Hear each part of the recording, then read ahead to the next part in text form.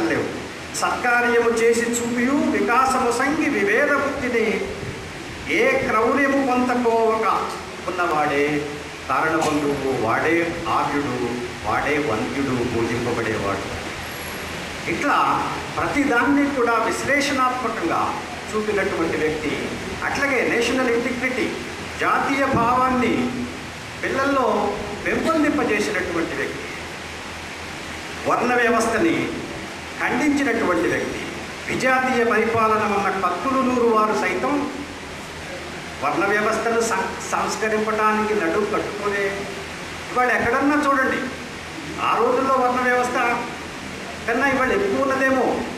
దాన్ని ప్రతివారు తన స్వార్థానికి ఉపయోగించుకుంటున్నారు. ఇది ఊహించి ఆయన వర్ణ వ్యవస్థ మీద బాణాలు ఎక్కువ పెట్టాడేమో.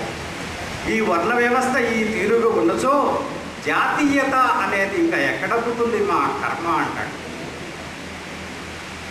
అట్లాగే విశ్వమానవ కళ్యాణము, విశ్వజాతీయ వికాసము సమకూర్చు వర్గీకరణము ఉన్నట్లు కాదనలు. కానీ వర్గీకరణ ఉంటే పర్వాలేదు, సమానత్వం కోసం. కానీ ఈ వర్ణ వ్యవస్థ ఉండటం నైత్యము అధోగతి అంటాడు ఆయన. అట్లాగే పురాణాల గురించి చెప్పేటప్పుడు కూడా ఎక్కడండి రాముడు దేవుడు, రాముడు కోసం పరితపించి తన జీవితాన్నే త్యాగం చేసుకున్నటువంటి సీతని ఒక తాగుబోతు వాడి మాట విని అగ్ని ప్రవేశం చేయింపజేశాడే, ఆయన ఎట్లా దేవుడు అన్నట్లుగా ఆయన ప్రశ్నిస్తాడు. అనవసరంగా కైకని తిడతారు. రాముడిని అరణ్యాలకు పంపించిందని తిట్టవలసింది కైకని కాదు, దానికి కారణం ఎవరు? దశరథుడు. ఆమె మీద వ్యామోహంతో ఆ రోజు వరాలు ఇచ్చాడు అన్నట్లుగా ఉన్నది వారి కవిత్వం. అలాగే ఆయన వితంతు వివాహాలను కానీ,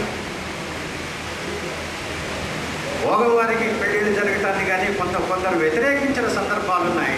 ఆ వ్యతిరేకించిన వారిని తూర్పారబెట్టాడు కొత్త సత్యనారాయణ చౌదరి గారు. ఇంకా ఇట్లా